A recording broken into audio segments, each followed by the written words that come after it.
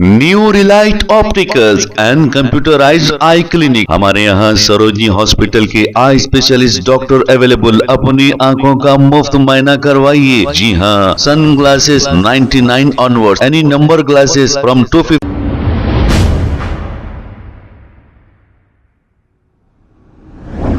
अस्सलाम वालेकुम नाजरीन, 7H न्यूज सच को रखे आपके आगे।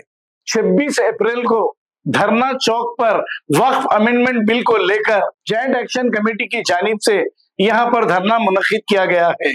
आप इस धरने में शरीक होकर सेंट्रल गवर्नमेंट को ये जवाब दें कि हम इस बिल के खिलाफ हैं। तो आइए सुनते हैं तफसीलात। दोस्तों नमस्कार, मैं राम पुनियानी। 26 अप्रैल को मैं हैदराबाद में हूँगा और 3 बजे से जो धरना पार्क इंदिरा चौक में मीटिंग है उसमें मैं शामिल हूँगा। इस मीटिंग में हम आज के देश की दशा और दिशा के बारे में बात करेंगे, संविधान के मूल्यों के बारे में बात करेंगे और जो उन मानव अधिकारों की रक्षा के लिए हम कैसे आगे बढ़ सकते हैं उसके बारे में बात करेंगे। आपका बहुत धन्यवाद, जरूर आइए।